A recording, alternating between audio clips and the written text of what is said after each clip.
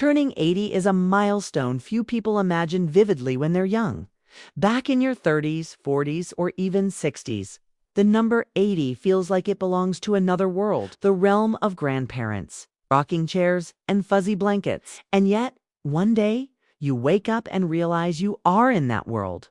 You didn't notice the exact moment you crossed the bridge.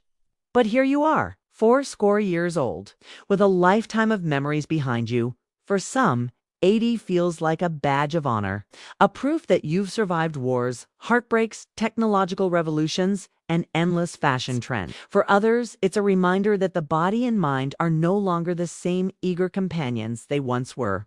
No matter how well you've taken care of yourself, certain changes arrive like uninvited guests. They don't knock politely, they just move in. In this article, we'll explore 6 things that happen when you turn 80, whether you like it or not. Some are physical changes, some are emotional shifts, and some are social realities. But all are part of the fascinating, sometimes challenging, sometimes surprisingly beautiful journey of aging. Your body becomes a slower companion. When you were young, your body was like a loyal sports car, fast, smooth, and ready to go anywhere, without much maintenance. By 80, it's more like a classic vintage model, still beautiful in its own way, but it needs gentle handling, more frequent tune-ups, and a lot more patience. Walking speed changes. Climbing stairs feels like a mini mountain expedition.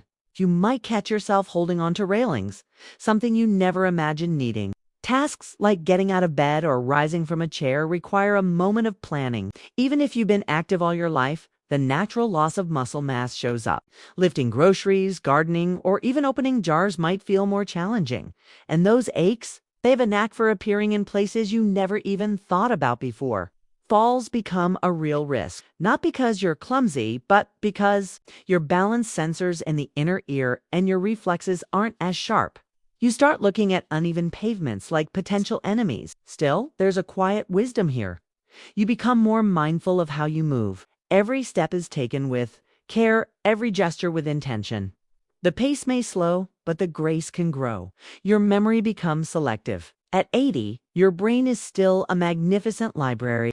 It's just that sometimes librarian misplaces the catalog cards. You might walk into a room and forget why, or put your glasses down and spend 10 minutes hunting for them, only to find them on your head. Names, dates, and new phone numbers are the trickiest. They tend to vanish into thin air.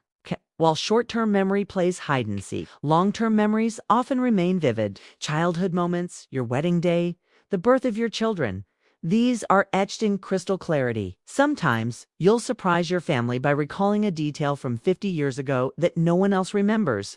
Many older adults develop a lighthearted approach to memory lapses.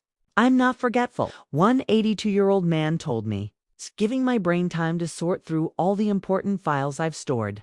And in a way, that's true. After 8 decades, you've got a lot in there. Your sleep patterns change dramatically. You might think that at 80, you'd sleep like a baby because you've earned the rest. But sleep plays by its own rules. Many people find themselves getting sleepy by 8 or 9 p.m. and waking up at 4 or 5 a.m., sometimes without an alarm. This shift is part of the body's circadian rhythm changes. Deep sleep phases become shorter, and you may wake up multiple times during the night. Sometimes it's to use the bathroom.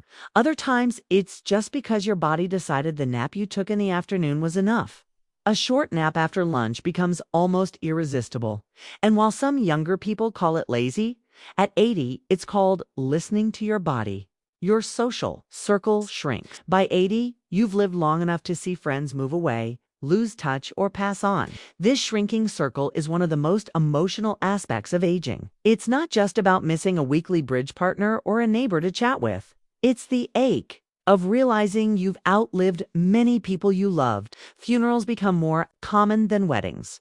On the flip side, the friends who remain become treasures beyond measure. Conversations become deeper, more meaningful.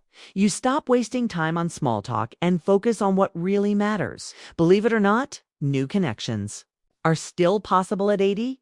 Community centers, hobby groups, and even online forums offer opportunities to meet like-minded people. The energy for socializing might be lower, but the warmth of human connection never loses its value. You become more emotionally resilient and sometimes more emotional.